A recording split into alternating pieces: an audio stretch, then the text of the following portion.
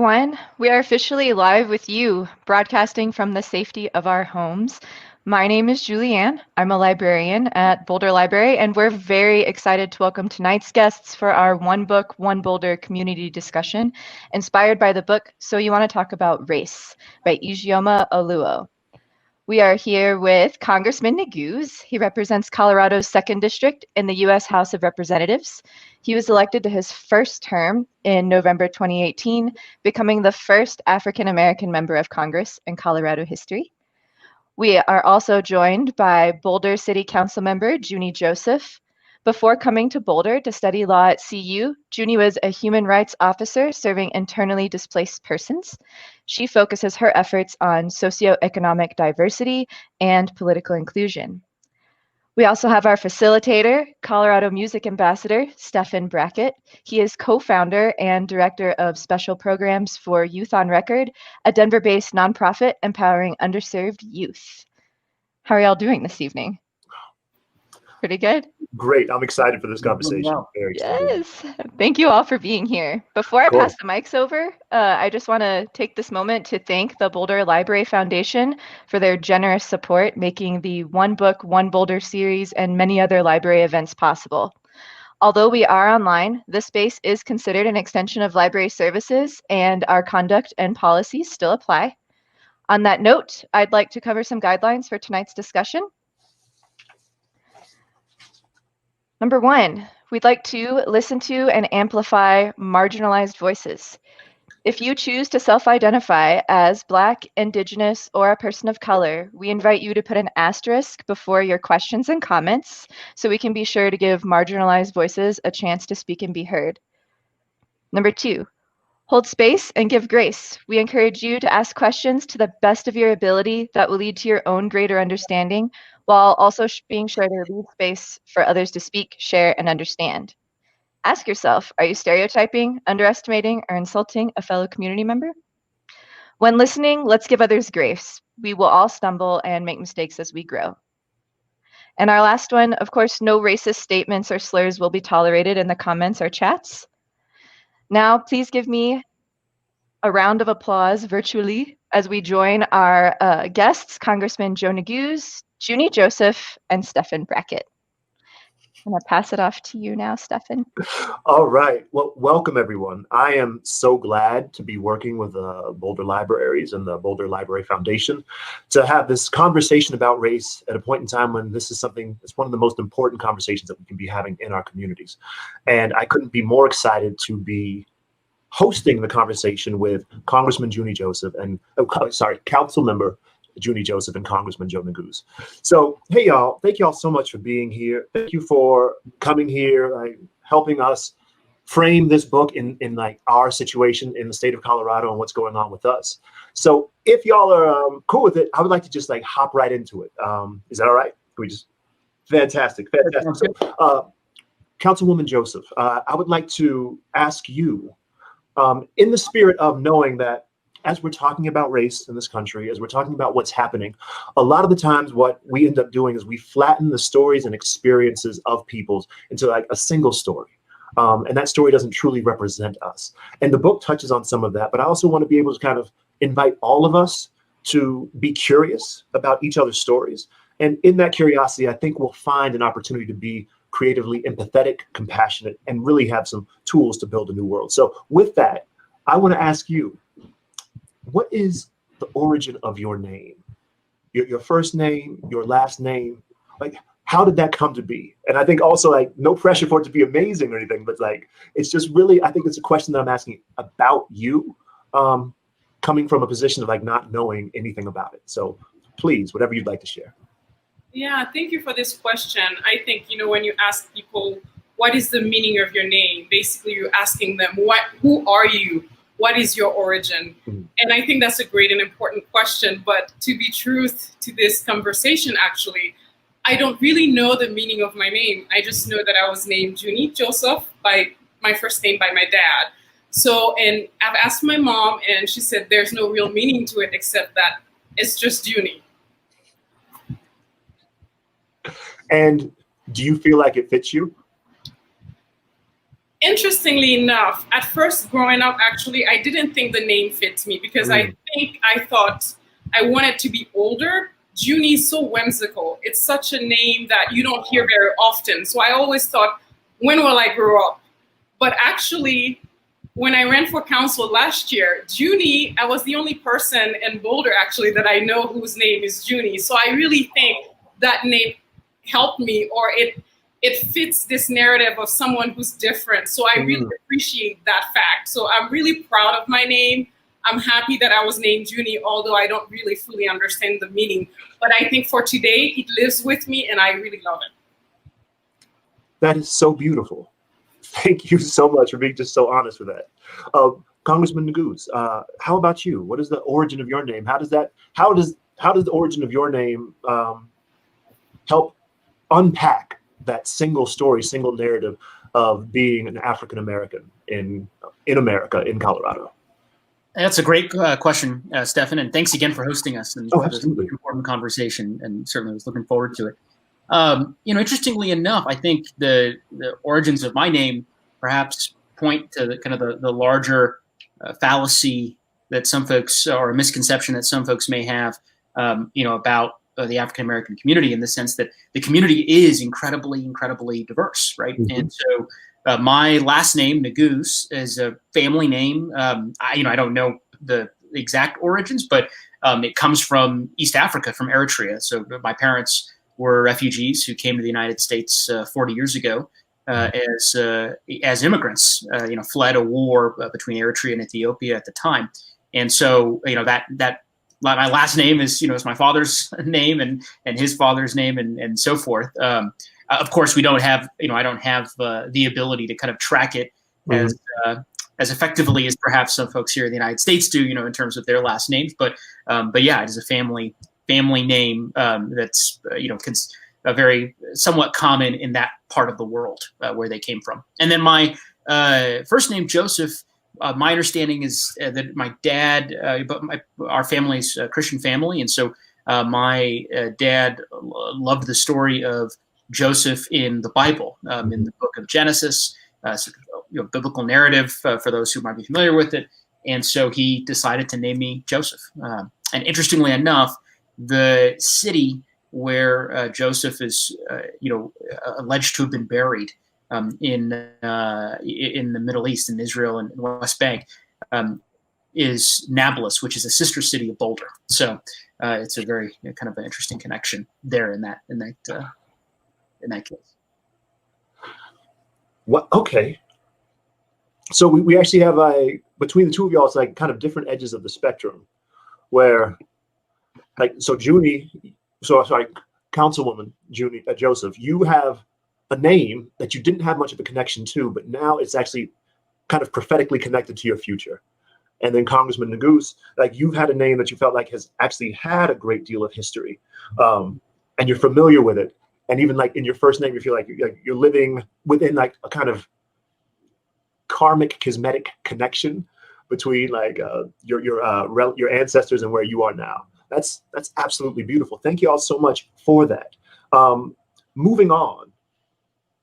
After talking about a little bit about where we're from and all those things, and also for everybody who's listening to this, I'm also encouraging you all to kind of think about the origins of your names. And if you feel so inclined, go ahead and share that in the chat, because I think that's also a beautiful thing. Even before we started this conversation with the people helping us put the conversation together, I was asking them about their names, and everybody was giving me these stories that changed the way that I was seeing them in a beautiful way, because I was seeing them in the way that they represented themselves. So right now, for our next question, for both of you, since you actually represent the public in your livelihoods as part of your profession, I was just kind of wondering, what are some of the social, political issues that many of your constituents believe are not about race, but you think that actually are? Just kind of thinking about going along with the book, sometimes these matters on race might be more visible to people who are more directly affected by it, but kind of invisible to folks who might in some ways or intellectually see themselves outside of it. So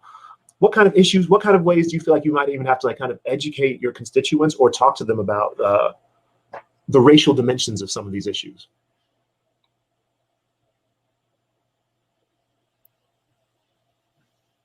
Do you want one of us first? Oh yeah, either one. However you feel. Popcorn. Councilwoman? Thank you, Congressman, for being a gentleman. I think the people of Boulder are very. I think I'm lucky in a sense that I find that I'm being educated by the people who I represent in Boulder. They are very, not just progressive, but they are self-aware. They come to city council and they're constantly talking about, race and how to make Boulder a better place. And that's something that I really appreciate from this community. And I think as opposed to, I wouldn't say that we have that issue of where we don't necessarily look at things as racial issues, but I think it's going beyond race. A lot of times that's the conversation I try to have with my community members and my neighbors, because we talk about race quite often. And then after that, what else, right? Because there's also the issue of class, because we can say, yes, this is about race, but often it's manifested in the class issues as opposed to race. So that's where usually we take the conversation. But I don't think so far in this community and the people that I've met, or the people who I've met, they are self-aware enough, and we talk about race quite often, actually. Fantastic, thank you. And how about you, Congressman Neguse? Yeah, I agree with the councilwoman. I think her point is such a salient one, and I think about that in the context of the opportunities that I've had and been very lucky to have had, living and being a part of this community for the better part of almost 20 years.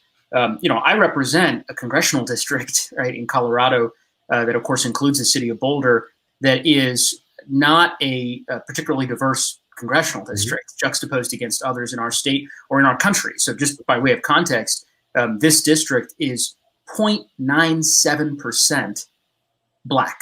So less than 1% of the 800,000 or so odd people that live in our district that I represent are African American. And so, I think it is important to recognize that the fact that, a community of that nature, right, would choose to put their confidence in me and have me represent, them and their values in the United States Congress, I think speaks to, as Councilwoman Joseph said, the inclusive and well-informed nature of the constituency that we're both lucky to represent. And we should take great pride in that. I talk a lot about the fact that, Boulder and Fort Collins and the district I represent, they were able to do something that no other community in our state was able to do for 136 years, which was elect a Black person to the United States Congress. No other community in our state could do that.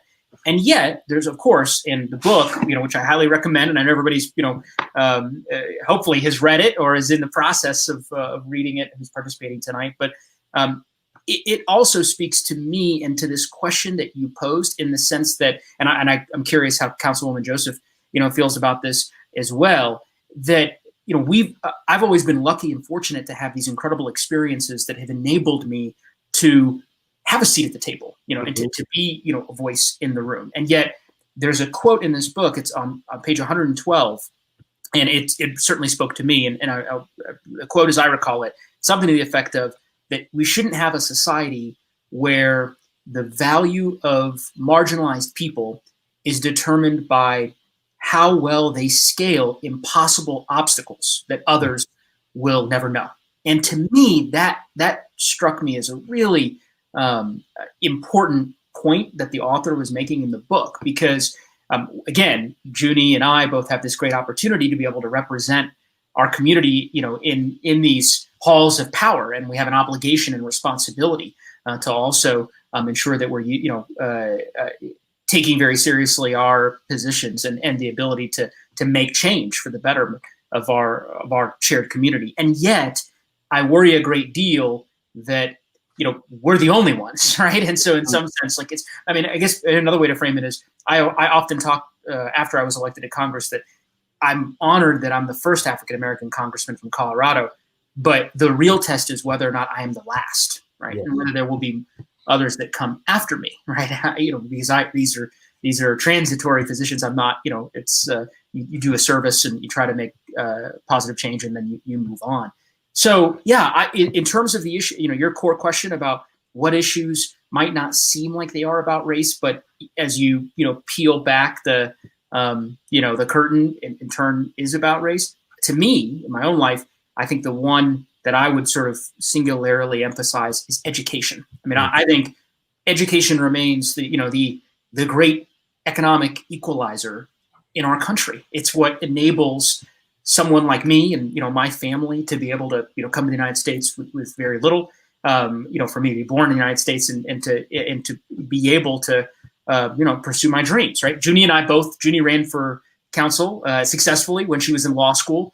I ran for the Board of Regents when I was in law school successfully. And so, in my view, I think solving the fundamental inequities in our education system is really the key to unlocking the full potential of our country, right? I mean, our schools in some cases, and including in some school districts in our state, are more segregated today than they were 40 years ago when the Keyes case and the famous Denver Public Schools case was being litigated to the Supreme Court. So to me, that's one area where we're certainly focused on it in Congress. And I just think people kind of assume that, post Brown versus Board of Education, post Keyes decision, that schools are fully integrated and that's an issue that is no longer, ripe for our discussion. And that's really not the case. And of course, it stretches into so many other issues around redlining and, the segregation of neighborhoods and so forth.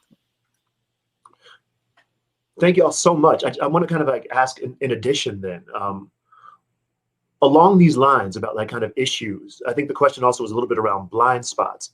And one of the things I love about Ijeoma Oluo's book is that she will highlight her own blind spots. And I really appreciate that kind of humility. And I feel like it's some of these injustices that we're talking about are kind of culturally held blind spots within our society, where we're surprised by segregation, or we don't realize that certain things have actually crept up more towards inequity and all of these things. So in that spirit, I think it's really easy to kind of talk about different demerits and how things are missing. But I'm wondering, what would it look like for you all? And I'm sorry, I'm gonna have to make this a quick question. So briefly, because I have to tell everybody else, Congressman Neguse will have to leave fairly shortly. So I want to get this question and at least be able to get at least one from you all before he departs. But just a quick thing, what would you imagine Colorado would look like after racism? What is that even a possibility? Is that something you can even imagine? Or what would one institution look differently? How would a park look differently? Just for you all, just it's kind of an act of futurism. What would it look like if we had kind of solved for this, or can it be?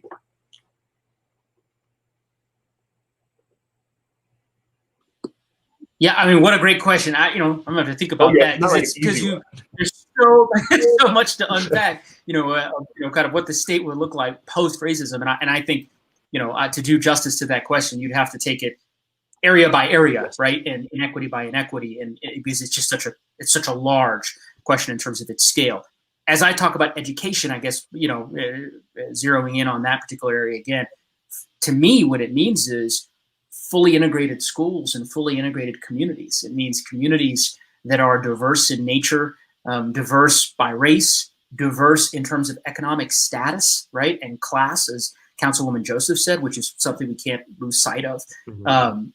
That to me would be something that I think we all should and could achieve in our lifetimes. The fact that we are not there, the fact that we've regressed so much with respect to the integration of our schools. When I was on the Board of Regents at the University of Colorado, I talked about this all the time.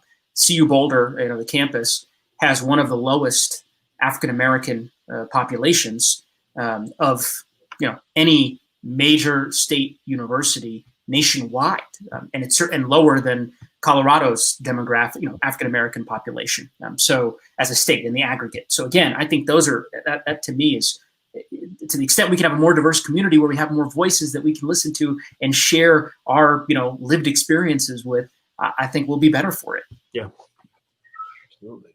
Thank you, Councilwoman Joseph. Yeah, thank you. I think what Congressman Joe Neguse expresses really, I felt like you just took all my words, because I think whether it's Colorado or the whole United States. We want a society or world that is inclusive, one that is diverse, regardless of socioeconomics. We know not everyone can be a millionaire, but we want even the person who's making $25,000 to have opportunities within the community, to have political power as well, to be able to go into the halls of power and express themselves. And also, when we think of integration, whether it's the police department, to have more Black police officers or Native American police officers and people of different races and color. And that's what we mean, is that a post-racial society is a society that is inclusive, that gives power to people regardless of socioeconomics or race. Excellent. Thank you all so much. So, all right, before you leave, Congressman Neguse, even when we were talking, there's a part of me that was kind of almost like cringing when we were saying post-racial, because it was used so much during the Obama years, where people like we had somehow like summited the mountaintop that Martin Luther King Jr. was talking about. That's right. So in the same way, like I think we're also like we're saying post-racial, we're also talking like kind of a utopian post a lot of isms kind of ideal. And so, but like with that, I was wondering, so Congressman, after having read this book, just real quick, what do you think would be the next book that somebody should read? That like, because I believe that conversations like what we're trying to have now are like not even a small part of like getting past things. I think one of the reasons why people aren't having these conversations, we actually have as many taboos around trying to reconcile and talk about it as we do bring up the issues themselves. So what do you think would be the next addition to this? What kind of thing would you recommend? It's a great question. So I'm going to flip it a little bit, and I couldn't agree with you more with respect to what you said regarding post-racial. I mean, to me, the better way to frame it is a society in which we all recognize our common humanity. I mean, that is sort of where we're, that's the goal. And so to the extent that we can get there, then it reflects all the different goals that we've talked about. I'm going to defer to you and to Junie and to some of the other folks who might be on today's call as to what books they've read that they might think would be the logical sequence to this book, which I thought was very, very well written and just a great book. But I guess what I would say is this: more important than perhaps what book comes next after this, as folks think about what they want to do in their own lives. I mean, near the end of the book, the author talks about the fact that the most important thing, right, is that you can't really understand race or racial prejudice unless you talk about it. But that in some respects is the general thrust of the book. And so I guess I would encourage folks, to the extent that they've read the book, after they've finished reading the book, is to talk about it, right? Is to find someone with a worldview different than their own, someone with a lived experience different than their own, to talk to someone who has lived in shoes different than their own. Because from my perspective, that is the piece of it. I mean, as I read the book, I mean, it's what you said. Essentially, what the message is: we're avoiding talking about it, right? Because, as you said, talking about privilege and it can be uncomfortable, right? And puts people on the defense. And there are various taboos people are nervous about doing them. So I think the book offers a great primer on how to approach talking about it in terms of thinking contextually how you would, approach that kind of conversation. And now you got to talk about it. And of course we're doing that tonight, but that to me is the most important. I think that's almost more important than perhaps the next book I'd recommend. Absolutely. I totally agree with that. And so, Councilwoman Joseph, we will have the rest of the talk. So just for like the last 5 minutes that you have, Congressman, we'd like to maybe open it up for a question or two. Sure. From people. And I think what's going to happen is that people from the library staff are going to be able to post that question along the bottom of the screen. There we go. Indigenous adoptee here. It is because of my name that I used to get a lot of "what are you" questions, because people don't see my name as reflecting my race. I don't mind my name, but I feel it is limiting. It tells one side of a very complex story. Those are great comment. I mean, the first comment, I certainly can empathize with. A lot of folks, it's when they meet me, right, and it's Neguse, and some people pronounce it Neguse. Some folks think it's French, right? Everyone confused of who is this guy, and yet his first name is Joe, right? Which of course is not my, my full name is Joseph, right? But it just could have went by Joe as a nickname, and it's stuck in my political career, so I've gone by Joe. But I certainly empathize with that. Excellent. Okay, and then from Cheryl McCutcheon. I'm sorry if I butchered your last name, I apologize. What can we do as citizens to improve equity in education? Oh, that's a great question. So a couple of different things, right? First of all, it's a problem that extends K through 16, right? So we're talking about K through 12, secondary school, higher education. I think the equity issues are permeate, the system. And so there are a number of different things that you can do, starting with your local school, right? And your local school board. To the extent that you believe equity is something that is worth pursuing, and you feel passionate about that, that's a view you should articulate to your school board members, because they have the ability, right, through the funding decisions they make and the policy choices that they make on a weekly and monthly basis, right, that will have implications for how diverse a given school district is. Of course, it also relates, as Councilwoman Joseph said, to economic issues as well, right? Because our schools are funded obviously largely through property tax, mills and so forth. And so as a result, that can have some potential implications as well. But I guess what I would say is, in my view, the core thing you can do is to make your voice heard at the local level.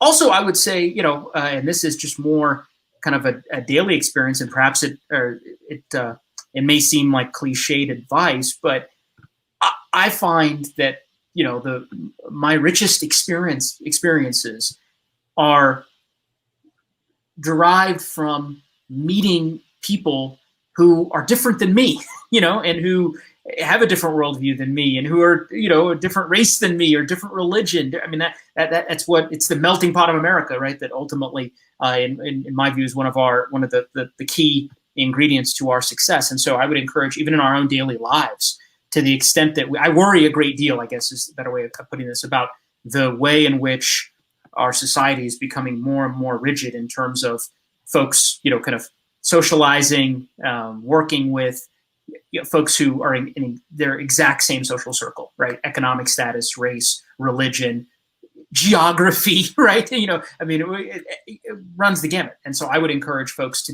the extent they're interested in equity in education, it's reflective of a desire for equity in life in general. And one way to help accomplish that is to, create more bridges. Absolutely. And so it's not a surprise that whatever kind of segregating forces we already had are kind of exacerbated by quarantine. And then and then our echo chambers just start reverberating even more loudly with the different algorithms of our social media and all these things. So it's not a surprise that it feels as though the conversation has devolved. Congressman Neguse, thank you so much. Is there a parting word that you have? Because there's one more question. I guess you have 30 seconds. From Carolyn Love, from a policy perspective, how do we create a multiracial, multi-ethnic, multicultural democracy? Wow. Well, again, that 30 seconds to answer the $1 million question. Carolyn, thank you, because you've articulated, in my view, kind of the crux of it all, right? At the end of the day, our ability to make equality and justice a reality for all Americans, in my view, would be the fulfillment of that American promise, right, enshrined in our founding documents. And at the end of the day, we are a very, heterogeneous, ethnically religious country. And so we're going to have to answer Carolyn's question, right? Our ability to continue functioning as a constitutional republic is dependent on, recognizing that we are a multiracial, multi-ethnic democracy. And so, look, the way that I guess what I would say is there are a set of statutory and even in some cases constitutional changes that I think we have to make as a country to ultimately, fulfill that promise that Carolyn is referring to. That runs the gamut in terms of criminal justice reform, we just took up a big bill in Congress that I worked on, the Justice and Policing Act, to equity in education, to all the many other areas that I'm sure you'll talk about with Councilwoman Joseph. But in addition to all of that, I guess what I would say is, again, I don't want to belabor the point, but going back to the exchange Stephen and I had, fundamentally, our ability to function as a multiracial, multi-ethnic democracy is dependent on us figuring out a way to live with each other, right? John Lewis, and I'll leave you with this parting word.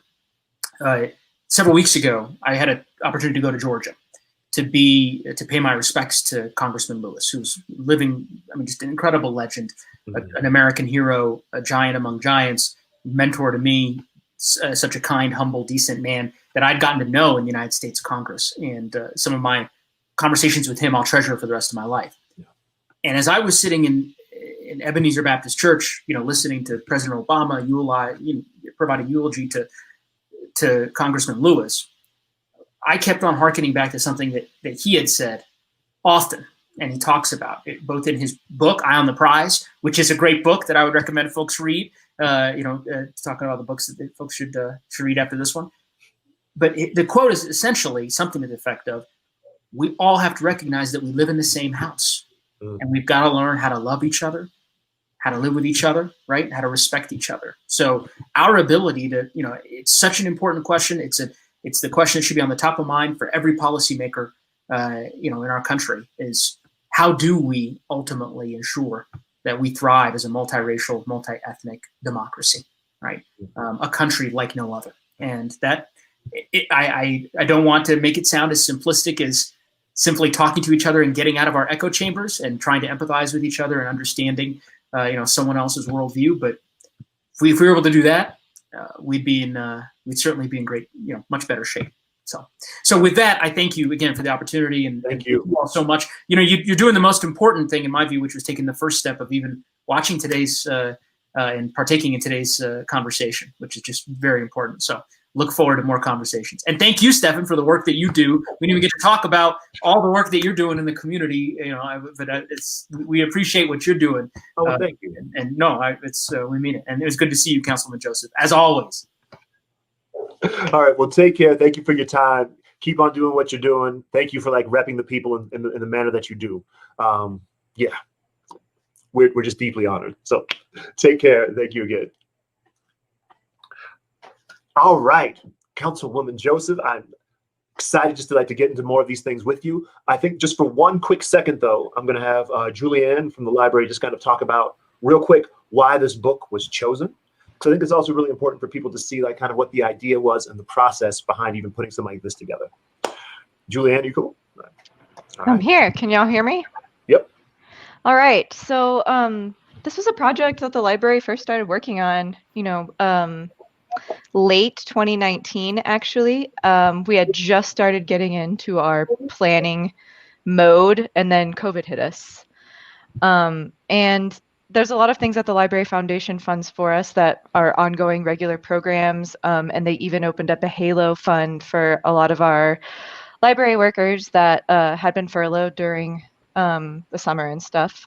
So the foundation focused on that for a bit, and then we were like, you know what, this is still a conversation that needs to happen. So we selected this book because it starts, with your individual, yourself, as opposed to a big picture, because everything has to start with us. So that's why we chose the book. And I just think something that's really cool is actually knowing that you all chose this book late 2019. So it wasn't as though you were responding to what was happening in the country. You had already, in some ways, seen how important conversations like this were. And so I just think it's really important to give credit where credit is due, that you all really saw, let's have Boulder talk about race. And I'm just so glad that you all were thinking about this before the whole country was forced to. So I just think that's really dope. So thank you all for that. Sure. I do have actually a question that came up that I think would be great for Junie if you're prepped for a couple questions from the public, and then we can continue our discussion. Does that work for you? Yes. Okay. Here we go. We have, what actions can Boulder take as a community to really change our demographic? I mean, we are a homogenous, mostly white city. We know this. That's a great question, because a lot of community members, we've had this discussion before. That's not the first time we've talked about zoning in Boulder. I ran on this idea of diversity and inclusion because, again, there's many pieces to this idea. There is economic diversity and also there's racial diversity. We can change the zoning in Boulder and still not have the racial diversity that we want. And I think it goes back to what Joe was talking about, Congressman Neguse was talking about, having an open community that give access to people. I grew up in Florida. And for instance, I have family who used to work at Disney World. Disney World is open to everyone. Anyone can come in. And my family would say, how come Disney doesn't have a lot of Black families going there? Again, that's why it's so important that we do not disconnect this idea of race to class. Yes, we can open the community. For instance, Boulder is not closed. It's not closed to Black people. The idea Boulder is closed because of socioeconomics. I have talked about that. When I first moved here, actually, to go to the University of Colorado, I couldn't actually move to Boulder because I didn't have the right amount of money. I had to live outside of Boulder. And I've talked about during the campaign how my first couple of nights, I ended up spending it on the floor of somebody's house because I couldn't afford the rent to live here in Boulder. So Boulder is not closed. The issue is really socioeconomic. And I think that's very important that we have that discussion. Have more people of color in your workplace so that, if we have that, then we can have the opportunity of more minorities in Boulder. When you look at Boulder, even, most of the jobs, you don't see a lot of Black people here. So that's important as well. You can't just say change the zoning laws and then you still have apartments for like $2,000 that most people cannot afford. So we have to have the socioeconomics have to also tie into it. It's not just one piece. Excellent, excellent. Juliana, are there any other questions that you feel like have come up? Yes, we actually have quite a few questions. Oh, excellent. So this one was actually, let's see, it was more targeted towards, it says question for you both, which I think was in reference to Junie and Congressman Neguse. Feel free to chime in also, Stephen. Let's see, we have question for you both. To what degree do you feel like you've had to assimilate in order to succeed in white bread Boulder? Wow. I've never heard the term white bread Boulder. Yeah. But I understand what the person is saying. In a community that is basically almost 90% white, did you have to assimilate? I didn't have to. I mean, I understand where the question is coming from. I am myself. I have an accent. I can't hide that. I have kinky hair. I can't hide that.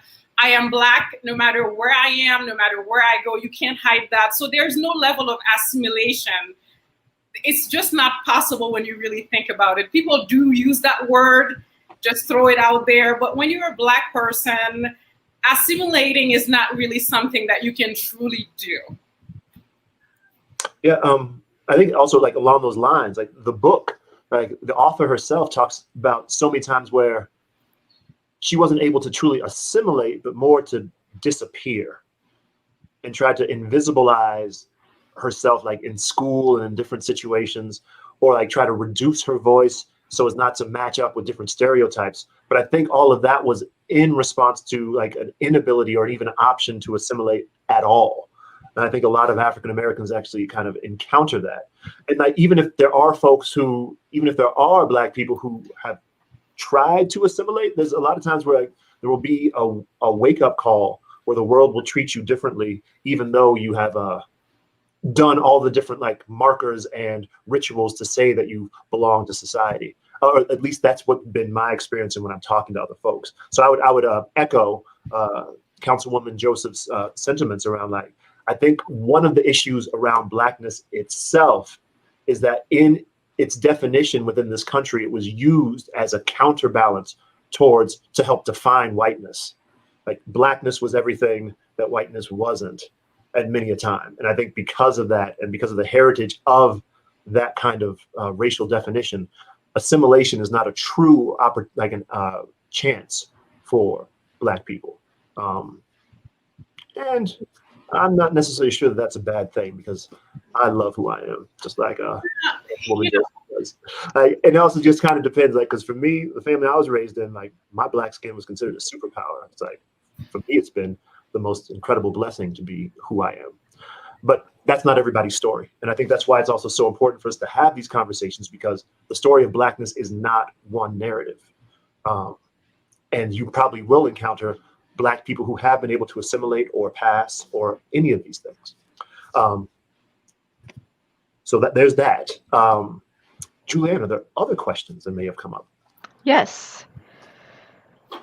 Some of these might overlap a little bit.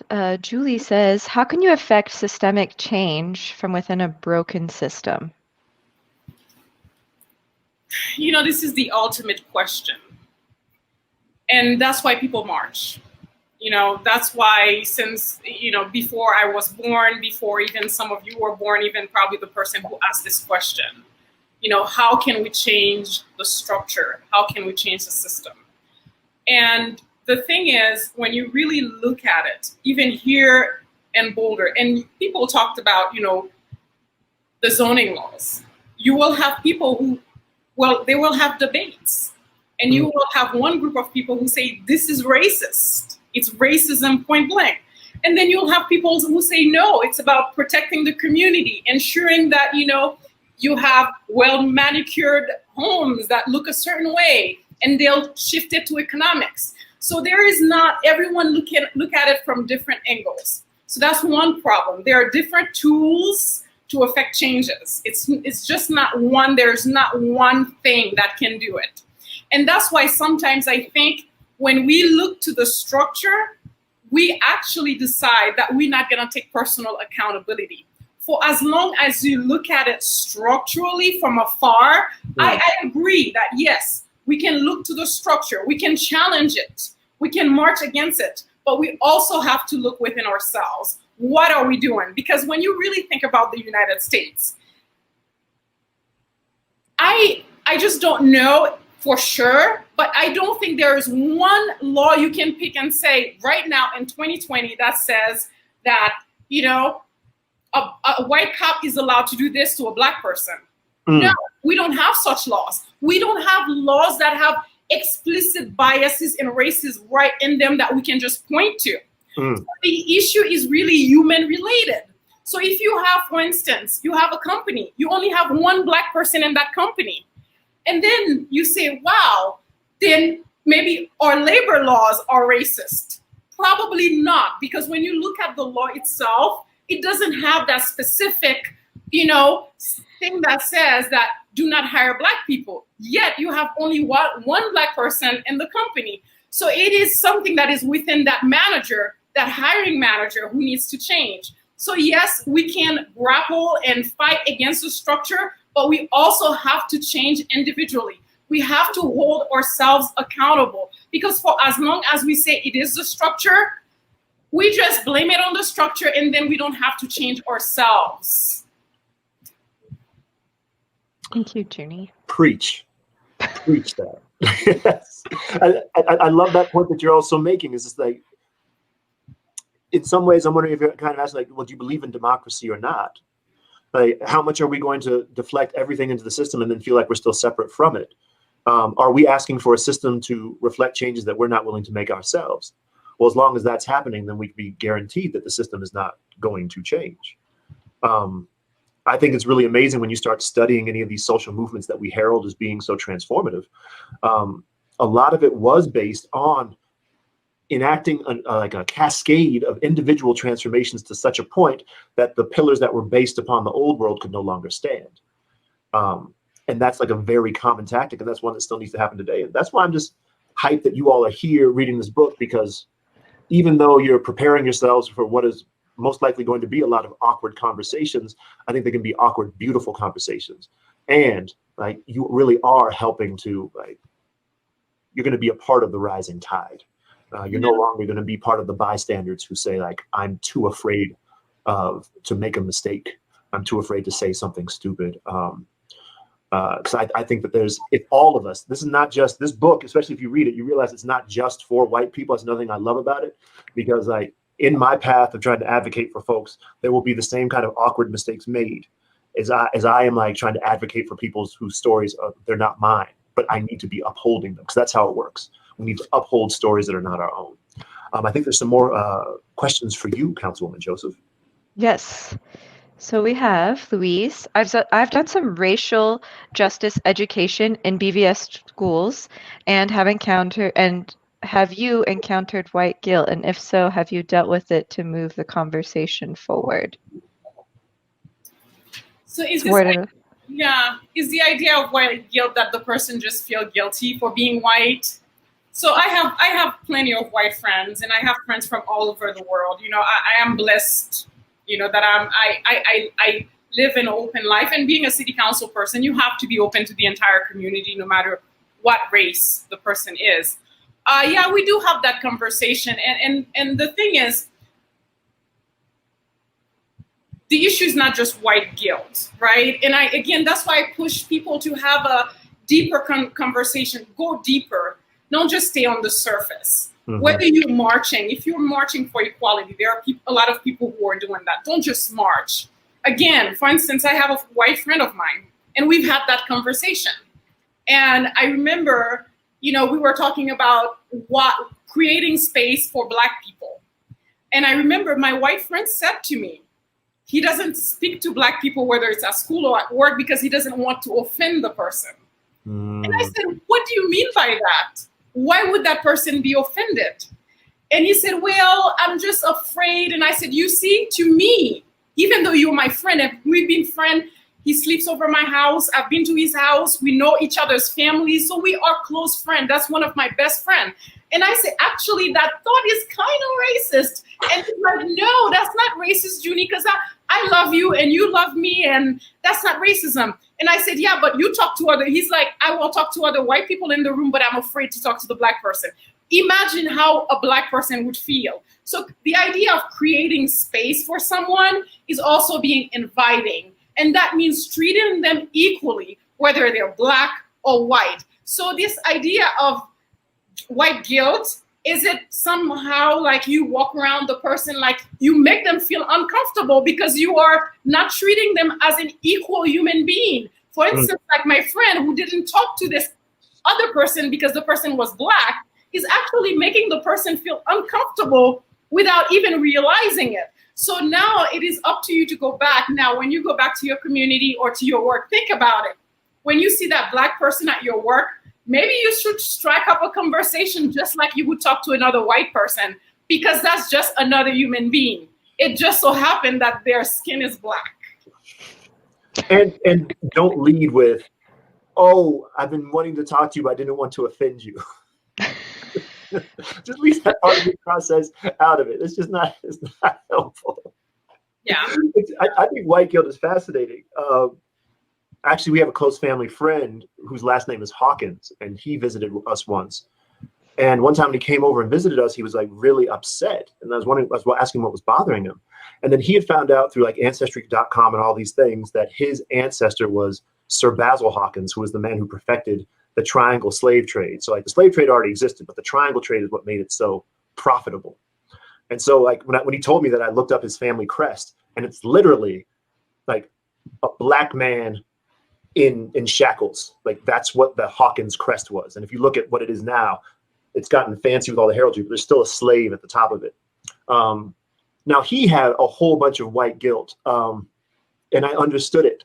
But I think a lot of times when people are having white guilt, it's from like an incomplete process for justice and equity, where like somebody's had their eyes opened to inequity and all these things, but there hasn't been the next connecting step of what to do about it. And I think white guilt is also can be phrased as white paralysis.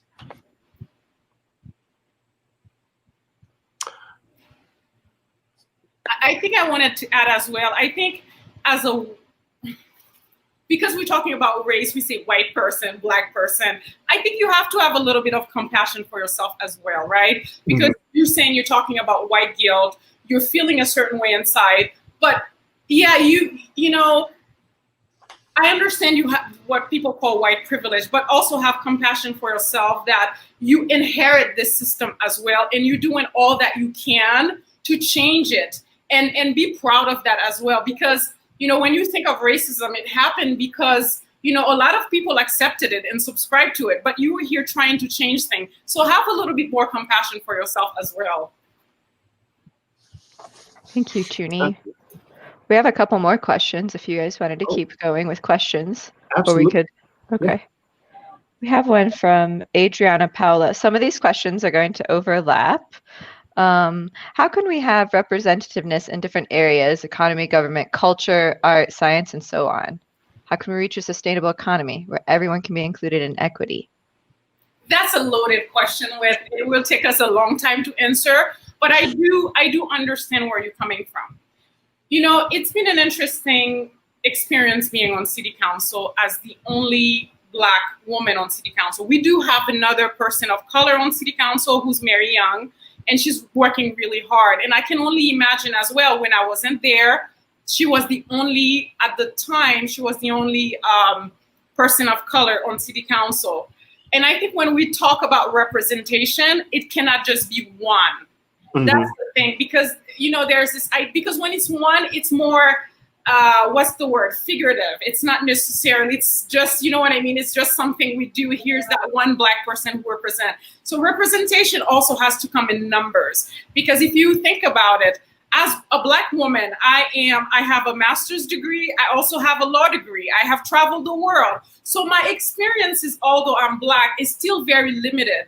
I don't represent the entire Black community. And I'm Haitian as well. So I grew up in a different community. So I think when we talk about representation, we also have to think within that culture, there are subsections that we also have to invite in to be part of that conversation. So we can't just assume that one white person represents all white persons, right? Or one Black person represents the entire Black community. We are very, very diverse, actually. And I think that's very important to have that, because the way I would represent, a working class mom with 3 kids who's on welfare is different. So I think it's very important that we create and we open space for all kinds of people. Thank you. We're running close to time, so I just wanted to check in with you guys. We have a couple of more questions, but I also wanted to give you a chance to let us know how you felt about this event, and any last closing words for some of our viewers before we get to the last couple of questions. Yes, Councilwoman Joseph, any closing thoughts before because we'll end with questions. Yeah, no, this is a great conversation. It's a conversation that needs to happen to bring more community members in, and I appreciate it. And again, that's the best way to move forward. We can't shift the race disparities that we have in a silo. People, all the community members, we need buy-ins and people to be connected to make changes in the community. So I'm really happy to be here and fortunate. Thanks, Junie. We have a comment about, it was a follow-up on the white guilt comment that you had brought up about BVSD earlier. In relation to answers about white guilt, the book explicitly and implicitly emphasizes that intention does not matter. How do you all approach intention in these conversations about race? You see, I do understand, because this idea of intention doesn't matter. It's the impact of what the person does, right? It's true. In a way, yes, because, for instance, when we look at what happened on TV when someone called the cops on a Black person and they're arrested, or something bad happened to them, and you say, oh yeah, they meant well, and we didn't mean for this to happen. And so I understand, but again, it's human relations. So we weigh in both, but I think you're right. Sometimes it's the impact as opposed to the intention of the person. But yeah, I'm not sure if I'm answering the question correctly, because it's such a loaded question. It's just, So in the book, Ijeoma talks about how we can assume good intentions, like white people can assume I have the greatest intentions here of, being able to be an ally and to, march. But I think that there's what I read in an interview with Ijeoma Oluo was something like, if it's benefiting you as a white person to post something on your social media, for instance, how does that help? How does that help the next? And I'm not sure if that's what Brooke was referring to. but Well, like you feel like you have that good intention, but it doesn't go anywhere. I think it's that, and like there's the way that Ijeoma phrased it was because it showed up several times in it, and I think both of you kind of covered some aspects of it, and I also think that she was saying in a situation where somebody has experienced a bunch of unaddressed trauma, the pain in and of itself is so large that something that could be unintended, right, and in some ways even innocent, and even accidental, can still cause like catastrophic pain or injury or consequences for the person. So like, and what can sometimes happen is that as people who have harmed, like intentionally, unintentionally, any of those things, accidentally, we can go egoically back to a defense where I didn't mean that. And that move helps us not address the harm. And I think in some ways, like if we put our intention ahead of like the wounding of a person, then we are ensuring that wound persists and doesn't get addressed. So like if we are trying to be allies for each other in any aspect, if we can sometimes put away, like sublimate our egoic wounding to make sure that the person who's identified or like we can figure out has been harmed has been like helped, like that's one of a great first step for any kind of meaningful allyship. Yeah. I think you're right. There's multiple parts to this answer about this intention thing. It's about having empathy, right? And you're right. Sometimes people will do things trying to be allies and they don't realize that could be hurtful or it could be one-sided, right? And I think we have to create a space again to learn in community with one another and to have empathy, to understand as a white person that what you said, actually, a Black person may not take it the way you meant it. And you should not be defensive, but open that conversation even more to learn why the person feel that way. So it's, again, I think it has to do with empathy. It's such a human thing that we need to cultivate more, as opposed to just, be angry. One side is angry on that side, and this side is angry on that side. And I think it's more important that we come together in forums like these and discuss and talk about the issues. Mm-hmm. And just to be like perfectly transparent, Brooke, in my work of trying to like stand up for other folks, I've made so many mistakes. There have been dear friends that I've misgendered or dead named. And I think it would have just allowed the harm to reverberate if I was like, well, I didn't mean it. It's more like, I'm sorry. I'm going to do what I can to kind of correct this. Like I want to speak into it in that moment where it's appropriate. Or sometimes I'd be like, ooh, I messed up. And at another time, I'm going to sit down and talk with that person and like talk about that harm. Because maybe sometimes also it's not easy. None of this is necessarily easy. And that's why it's like so important for us to build actual relationships with people. Because I think when you're in an actual relationship, it can weather some of this awkwardness. And like we can, like, I don't know if any of y'all have had siblings. I can't tell you how many times my sister's like thrown something at my eye or any of those things. When you're close to somebody, like human beings will bump up against each other and bruise each other. But in a relationship of love and respect, we're also able to apologize and hold each other and help each other heal. Yeah. We are coming up to the end. So Councilwoman, I would just love, like, you have a closing idea or thought or kind of an encouraging, not even so encouraging word, but like kind of like speaking into this moment. Like in the world of COVID, increasing segregation because of quarantine, the murder of George Floyd, the increase of divisiveness that's happening now. Like what is something that you'd like to speak to about like the kind of conversations that we need to be having as a people? Yeah. I really appreciate you giving me this moment. And as you were talking, I know we're not supposed to think when someone is talking, but I couldn't help it. I was thinking. And if there's one thing I could say is, for my white friends, my white neighbors who are allies, who are fighting alongside of us, is that do not rescue, rather empower. And it's very simple.